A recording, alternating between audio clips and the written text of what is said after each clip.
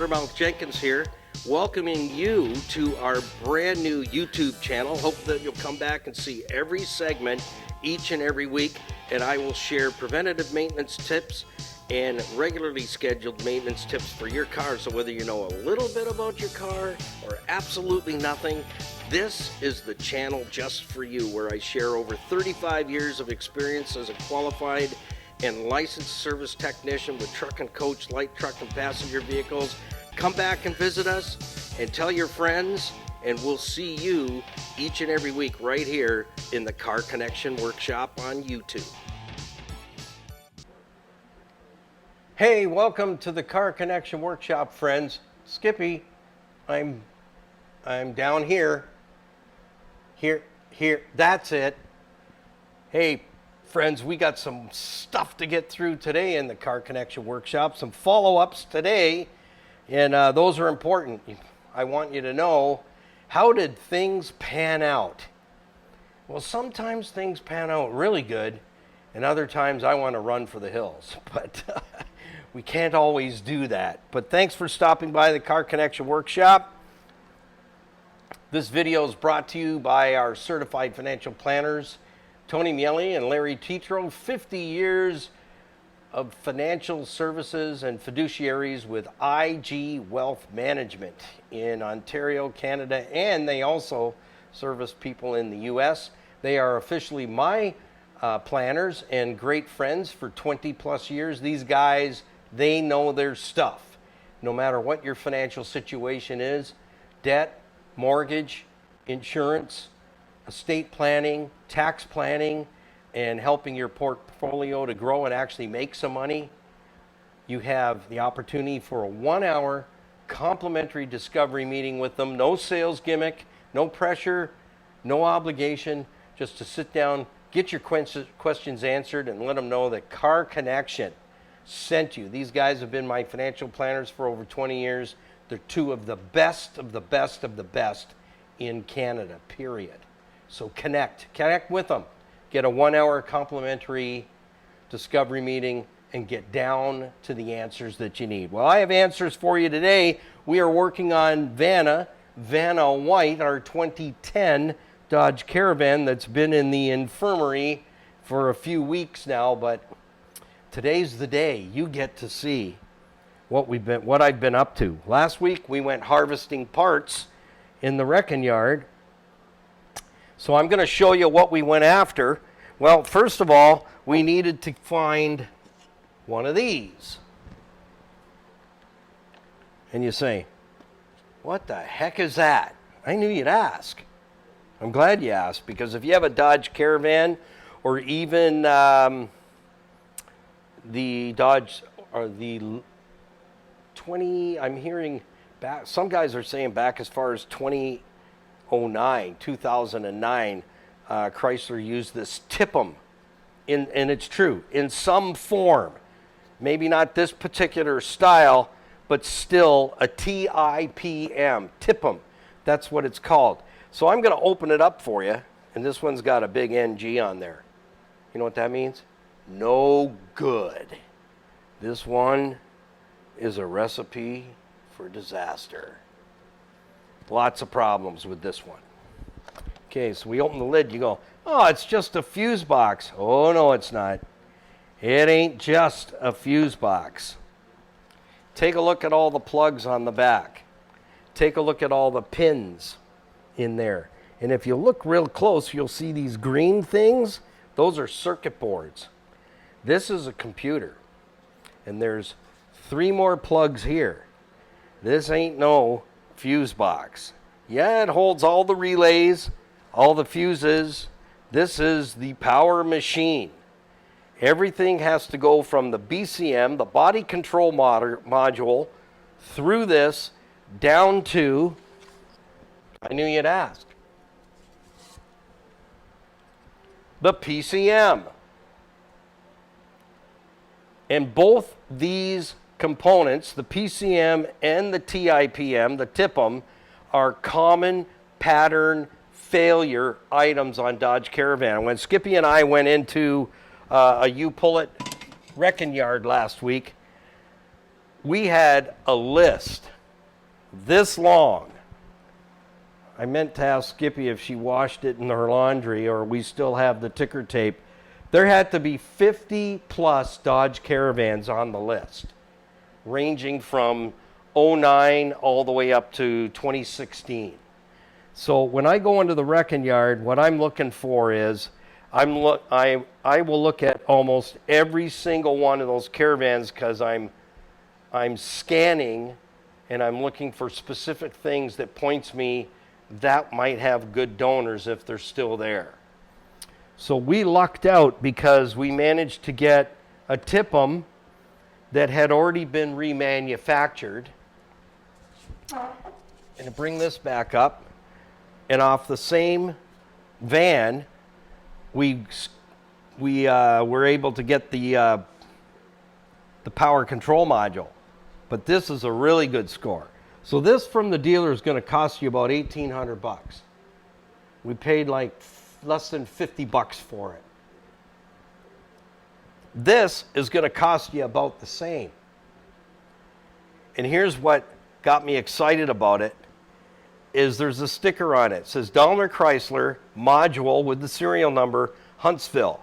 So this was put into the van at a Chrysler dealer in Huntsville. But here's another ticket that got me even more excited. Authorized software update. So, and this case is not rotted open because where do they put this? Down in the wheel well on the front fender of the driver's side, right down at road level. So it's taking road splash, but what is cool is that this has rust proofing on it. And it's not very old at all. The case is, even the screws aren't showing any signs of any kind of road splash, salt, corrosion damage. So this is a great package. Again, we got this for less than $50. Well, you ask, well, what are you doing with it? We didn't need it, I don't think. We'll see. Because you're going to get to experience firsthand. I got it all buttoned up last night. It was late, and I was like, cleaned up everything, made sure everything was fine, checked the oil. I said, Skippy's coming tomorrow and shoot videos. Let's fire it up. So we're going to fire it up. What do you think? Is Vanna going to fire up? Well, we'll have to wait and see.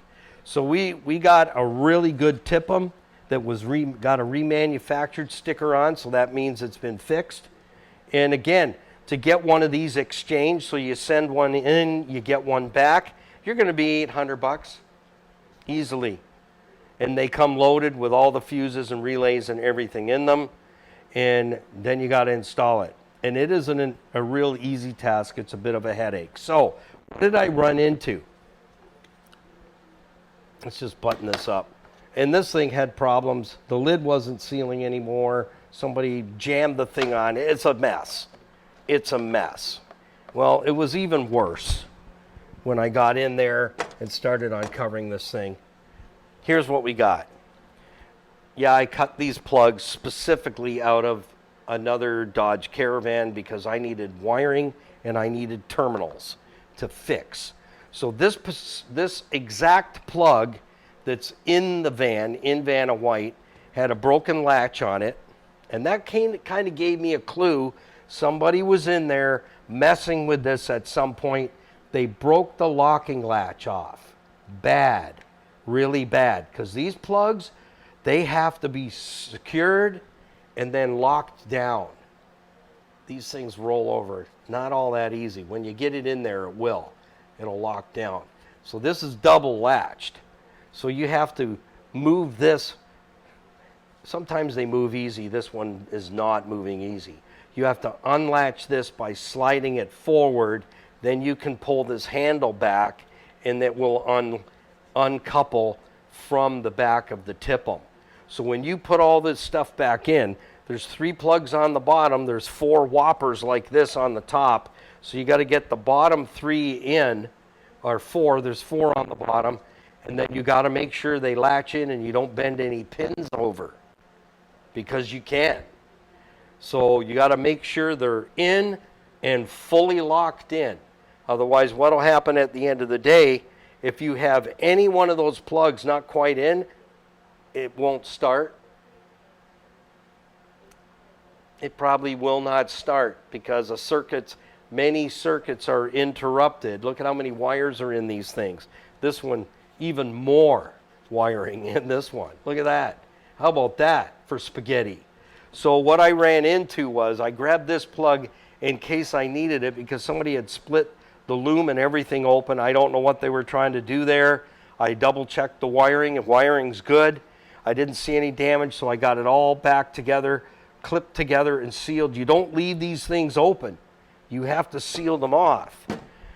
So what I was concerned about was we had a broken locking handle on the plug that's in the van. So that's why I carved this out of one of the donor vans and I was able to take the latch off of this one, the donor piece, and put it on the one in the van. But where our problems came into was, check this wiring right here. Somebody stabbed it with a test light, and I'm just going to show you what they did it with. And they punctured the insulation on the wiring. So fellas, if you're using a test light, don't do that. If you do have to puncture the wire, then you better make sure you have a little bottle of liquid rubber that you take the brush and you seal it, because that's what happened here. Somebody using this kind of test light, and there's nothing wrong with doing that, but again, you better play nicely because this is what happens when you don't. That's how we got to this threshold where the van was dead in the water. And you're going to get to hear some of the history on this van. It's a 2010.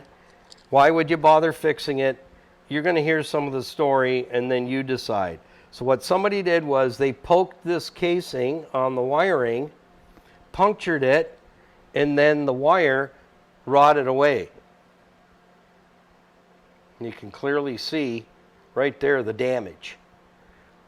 So to change this entire harness, you don't even want to go there. So what I came up with was that if I could get the plug, I could very easily, with some of my tools, get a wire out of the loom like this, which I did. And the other issue is, you see a difference? There are two different sizes of pin holders. This will not work for this. You need this size. So when I kind of wondered about that when I was harvesting, I'm going, the pins look to be different sizes, and they are. They're different sizes. So what we had two terminals in the plug that were damaged. This was the other one. See it right here? This is perfect. See that poke right there? That pokeroo?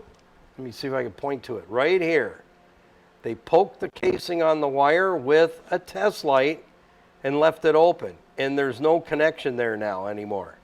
So we had two wires affecting the tip-em. And I had a third wire, which was a power source wire, this one, that wouldn't stay in the plug. You could just pull it out. So when the plug went in, it pushed the terminal right out of the plug, so there was no connection there. So when I got into this plug, that's when I found this, and then I saw this main power wire pulled right back. So the terminal, that terminal right there, I'm all tangled up here, right here, was pushed way back here. So as the plug went in, whoever plugged it back in didn't even realize the power source was coming away. So the van was working normally until it didn't. So what happened? Well, we had these two wires, and you go, well, that doesn't look like a big deal. Yeah, it was. Big deal. Huge deal. So I was able to take another wire, unfortunately not an exact match in color, to get a wire with this size terminal on out of this plug. And it isn't easy without mangling it. You gotta have the patience of Job. So I was able to salvage a wire out two of them, one with this size terminal on the end and one with this size, and I inserted them into the existing plug on the truck, on the van, and they lock in place.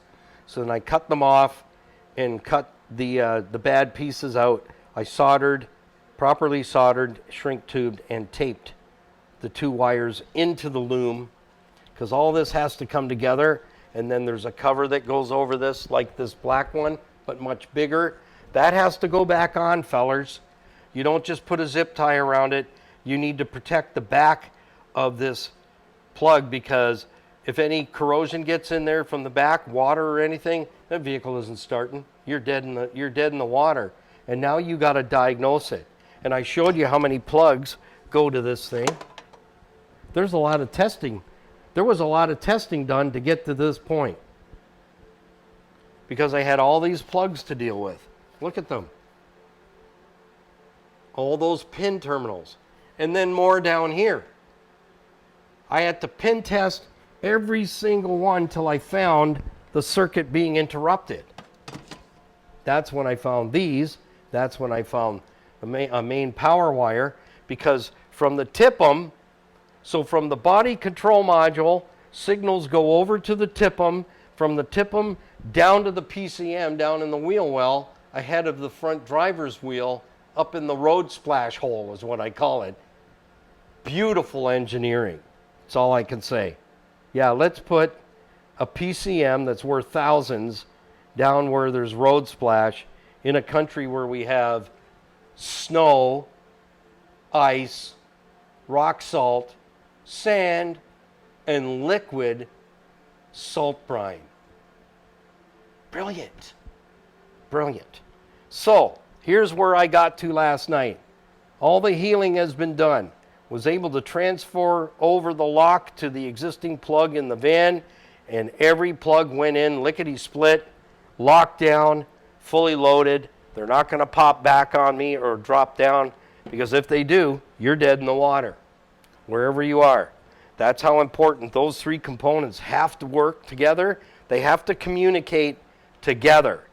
And any one of them, signals are interrupted and communication interrupted, it's going to be a no start. A no start. And where do you start looking? When I started looking at the wiring diagrams, I went right to making sure I had power and ground where I needed it, and it was there, but it still wouldn't start, because there's a lot more communication going through all these other wires. Which ones are interrupted? That's what you got to find. So, all right, we're going to head out to Vanna White right now, but maybe I should share a little history about her right now. And then we're going to go out, throw the key in, and see what we got. Did Motormouth pull it off or not? So in 2000, the van's a 2010. It was brand new. It was new old stock.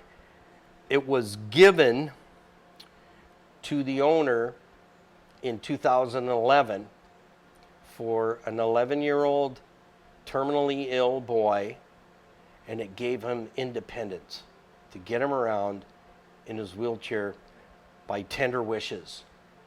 So you're allowed to have 3 wishes. I don't know if I'd want a minivan, but I think it's really cool that he was able to get around with his mom to take him in places so that he could have best lifestyle possible based on his condition. And so that van has a lot of history, a lot of trips to the hospital, back and forth to McMaster Hospital in Hamilton from Stevensville, back and forth, road trips, day trips, things to kind of give them something to do and to live the best life possible. So the van has a lot of sentimental value to its owner, the mom. And because of the van, he lived to be 17. So He wasn't expected to live a long, lustrous, wonderful life, but because of tender wishes, things changed, and she was able to get him around and able to get him to doctor's appointments, able to take him out for the day on road trips, able to get him to McMaster Medical Hospital when needed. All those things, that van was, for me, like my toolbox. It helps me to get things done. That van helped the mom to get things done for the 11-year-old boy that lived to be 17. So with that, let's go out there with the key.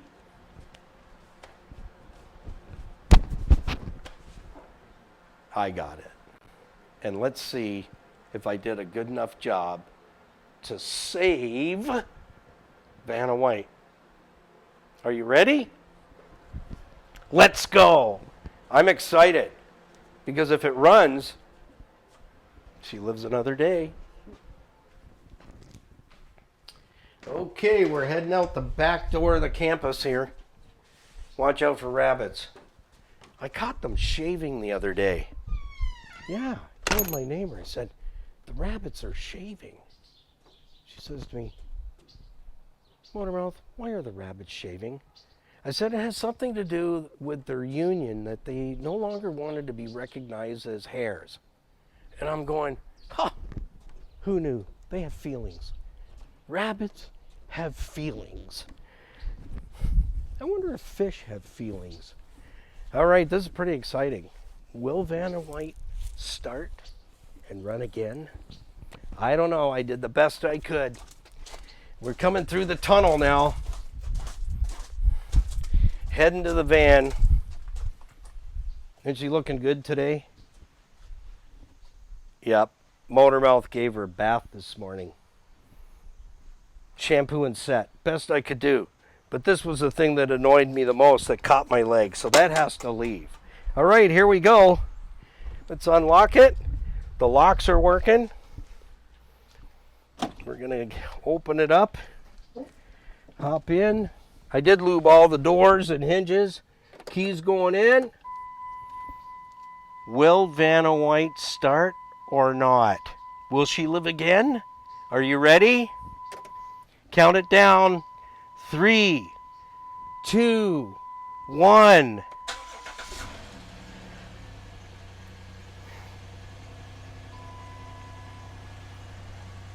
The blood, the gore, the sweat, the tears, the wrecking yard, the 110 degrees with no more water left.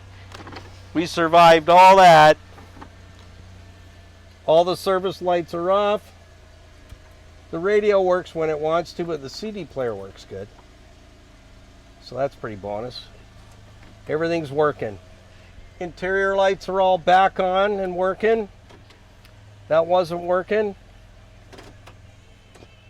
All the air conditioning works. Lights are all working. I walked through the whole thing late last night. I made sure all the fault codes, because I set 1,000 of them, I think. And I knew that. They're all staying off. It'll just need a drive cycle to set all the monitors. And she's going to live. So that 11-year-old boy that was 17, this was his mobile unit to give him independence with his mom. How cool is that? I think that's pretty cool. So let's pop the hood. Let's have a looky-see under there. I know this video is a little long, but it deserves it because this is a very sentimental van. And we weren't going to let it slip away into the boneyard. So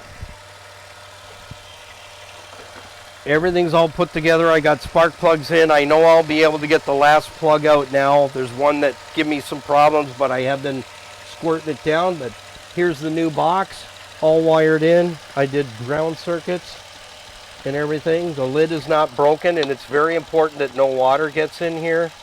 So it's nice and clean. The seal is in the lid, and that's what I was looking for, and the fact that it had a sticker on saying that it had been refurbished. So any updates. And it has all the stuff in it. And we take the old one back, the yard will give 15 bucks back for that, but they just give you a credit in the yard. You don't get cash back, but you know what? If you had to buy this, you're 1,800 bucks out of pocket. Maybe get one refurbished for 800 or 1,000. We got a terminal from a donor as well. I got 2 terminals. I replaced the terminal here because it was split and broken. Look at this one. It's like brand new. Killer. Yeah. So we're in good shape. Runs really, really well. Goes into gear and everything, so we're good there. The service lights are out. That means everybody is communicating and happy, including me. So thanks for coming along for the ride. We got a couple little things to do. We're going to change the fuel cap, put a hubcap on this side. This one is looking a little gnarly. We picked up a hubcap out there, put on a piece of trim, and I give it a shampoo and set this morning. She's looking pretty dapper now. So till next time, don't forget to like, share, follow, put your comments down in the comment box, and hit the notification bell so that you're notified when further videos come out. And we put them out every single week. Vanna's gonna go home.